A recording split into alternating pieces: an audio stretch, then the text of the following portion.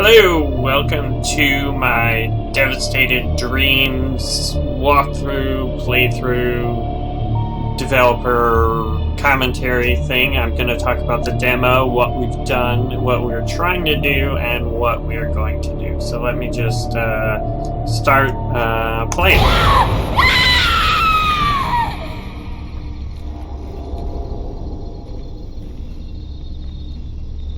So let me just adjust the volume down a little. I hope you all play the demo before you watch this. I think the demo is better played than having me talk through it. So first things first, this puzzle, well, it's not really a puzzle. This room is a tutorial.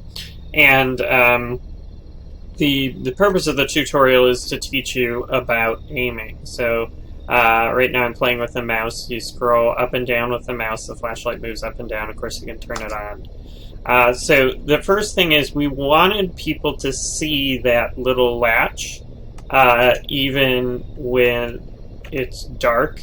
And so that was a challenge. We had to bump up the lighting in this room from what it initially was, and even then, I don't know, some people don't see it. So then basically, if you try the door, doesn't open, you look up at the latch, you can unlatch it, and then the door opens. So the idea is we're going to train people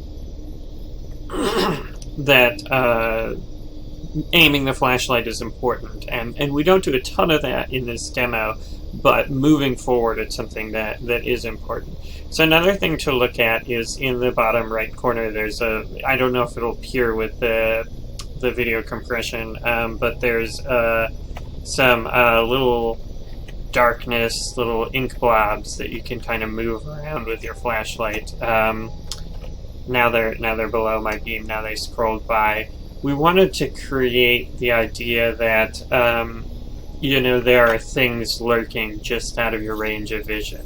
And there's a rat, just to add to the mood. Rats are gross. I don't know. I met someone who thought rats were cute. I think they're gross. We tried to make ours very icky looking.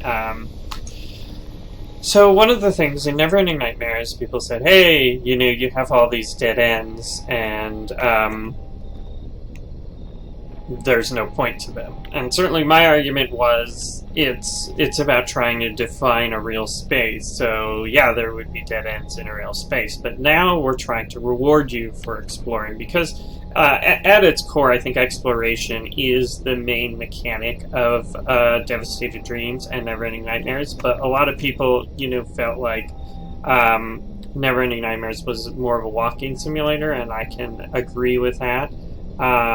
So we want to offer players more. We want people who are looking for more than just sort of walking simulator style gameplay. You know, and so exploration is now rewarded with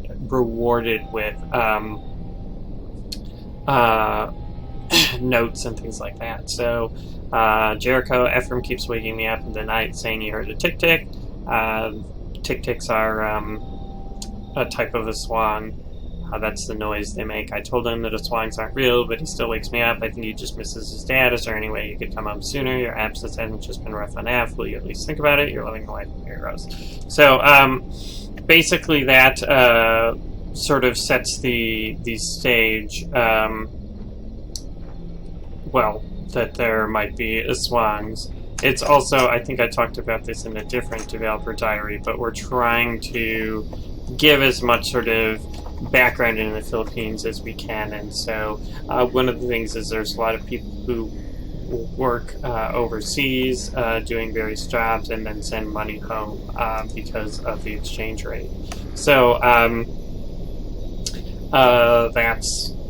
that's something we're sort of hinting at, and if you don't get the hint, it's fine, but I think it's, you know, it's something interesting and something sort of Filipino-ish, you know, that we can fill out the world with. So this door was originally in the design, this was where the puzzle with the latch was, But even before I realized people would have like huge problems with it, I decided to move it to the first door.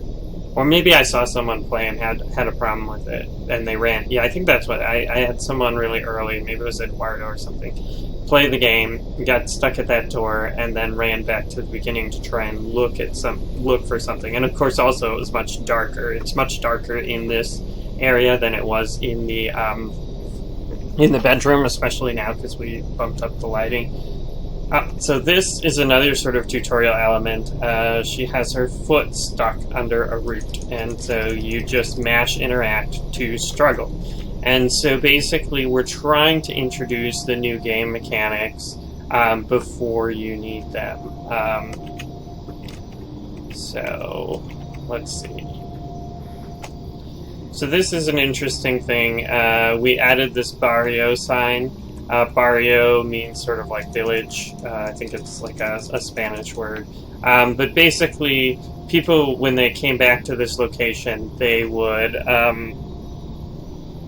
miss the this door. Because like if you're walking from down to up, it's a little weird. You can kind of miss that if there's no sign. So like, oops, I don't see that there's a door there. And then, of course, I can continue to walk up. So anyway, that sign helps. So something interesting about this part is that basically you can skip a bunch of cool and scary stuff because we wanted to make the game less linear. With Never-Ending Nightmares, there's very much a path, and you're on that path. And we tried to do things to sort of disguise the fact that you're on a path. And if you look at a lot of modern games, they do something very similar. So like, I think The Last of Us is a game that did it the best. So in playing The Last of Us, there was this scene where you had to explore this little town, and I explored it. But what I didn't realize was that, what I didn't realize initially was that there was no way to leave. It basically ended in a cul-de-sac sort of on both ends, and there were different roads, but they all led back to the same path. And so it's really sort of brilliant thing to make it feel less linear and direct you. But this, basically, you can just totally skip it. However, we don't want people to skip it, so this path is more obvious. Had we switched the up and the down, then I think a lot of people would just totally miss it. And in fact, I think we had that problem where people would miss the down path, and so we had to like remove some of the shadows covering it and add the blood trail, which you'll see later to do that. So I'm doing the new running mechanic.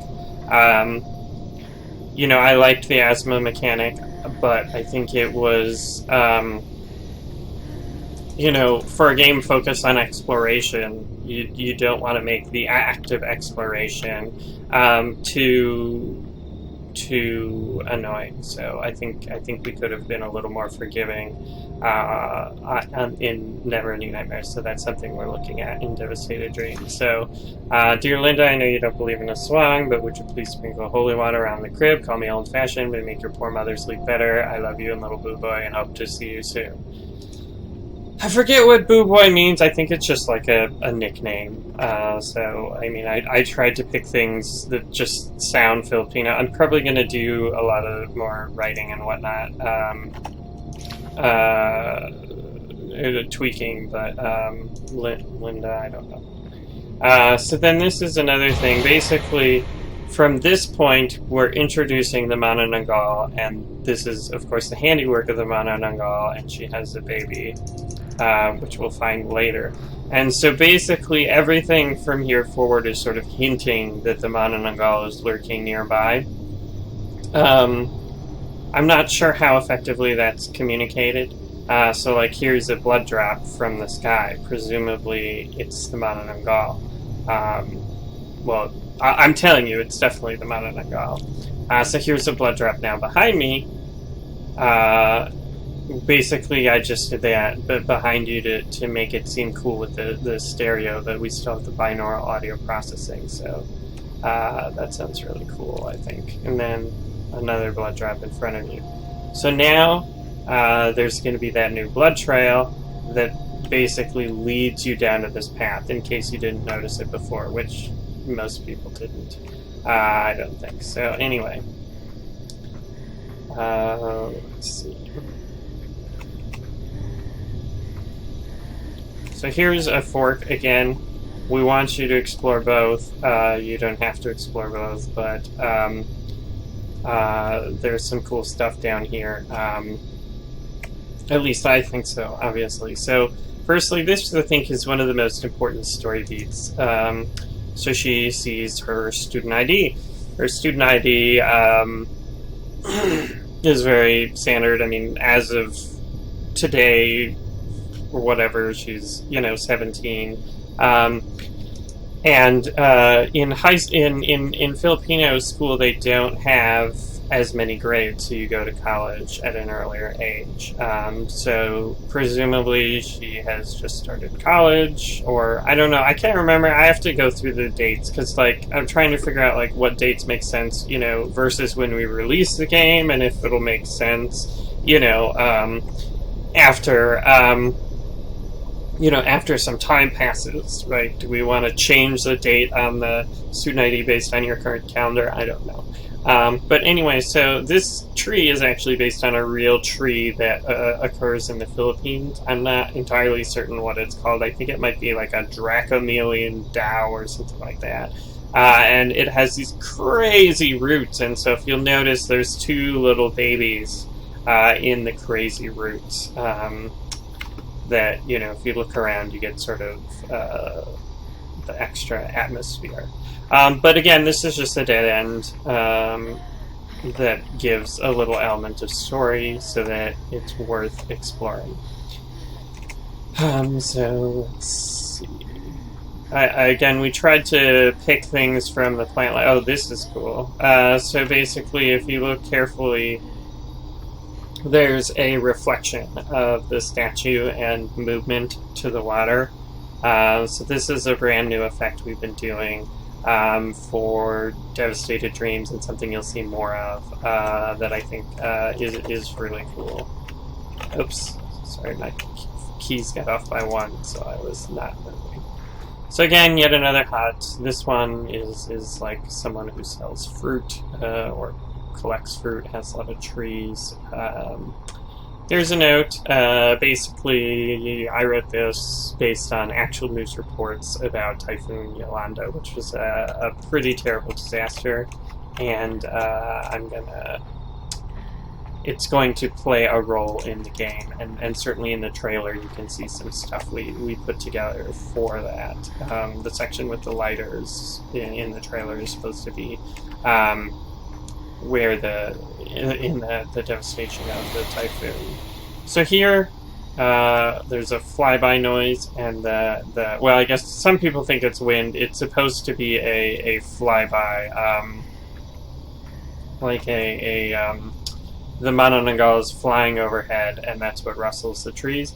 I'm not sure if there's something we can do to make it sound more like a manananggal flyby. It's something to think about. So this really creepy looking tree is called a bolete tree, and it's considered, I guess, the one where aswangs like to hang out, which is something interesting we pulled from the actual folklore and plays a role later. So,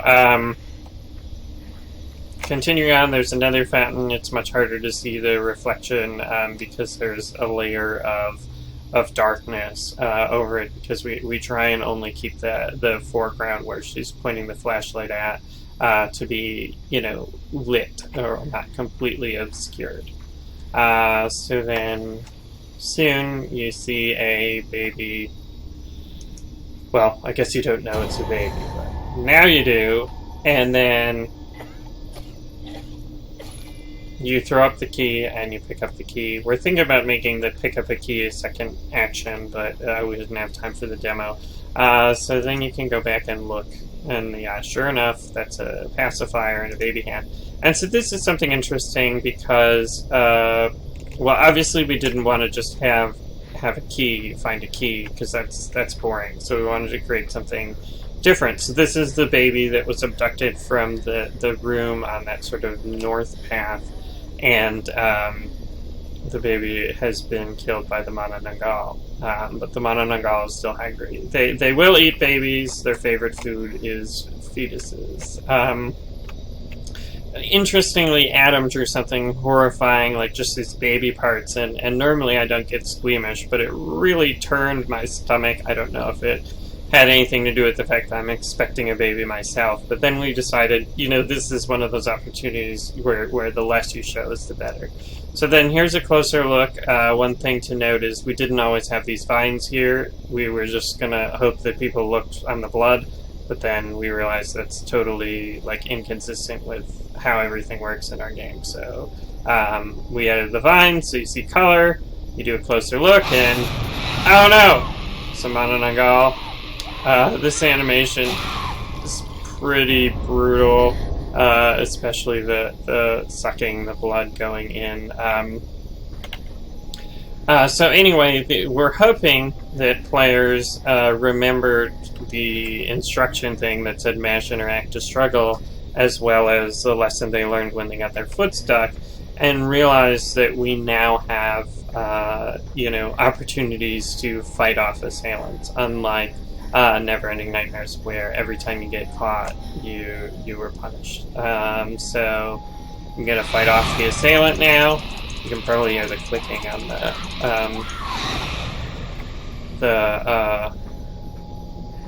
the microphone's probably picking up the clicking, but basically, probably didn't have to click that much. It's pretty forgiving, but it's interesting when you put those things. It doesn't matter how many times you have to click. People keep clicking, or at least I do.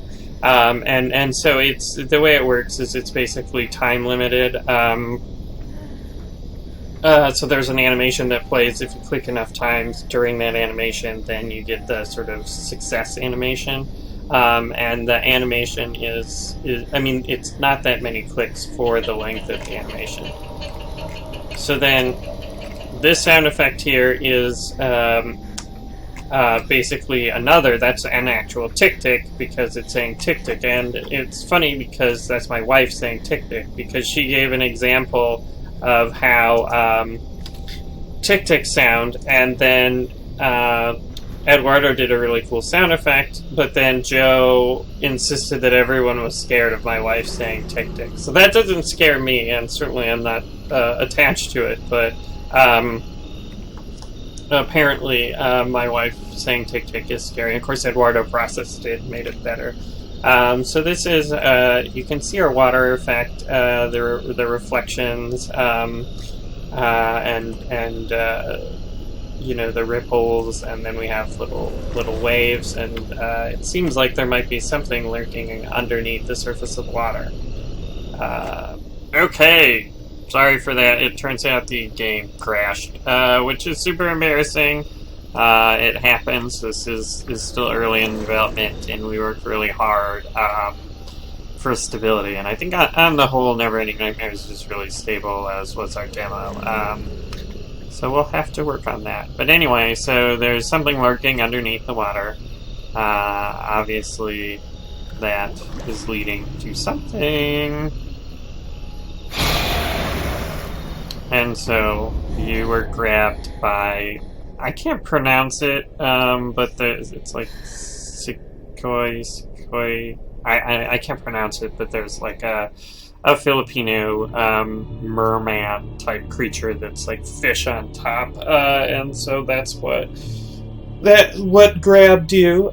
So anyway, the final scene, you're in the crypt, and you're not pregnant, which leads to a new level. So the next level we're working on, I don't think it'll be the next level chronologically, or sorry, in the final game, but that's sort of a preview of the next level we're working on.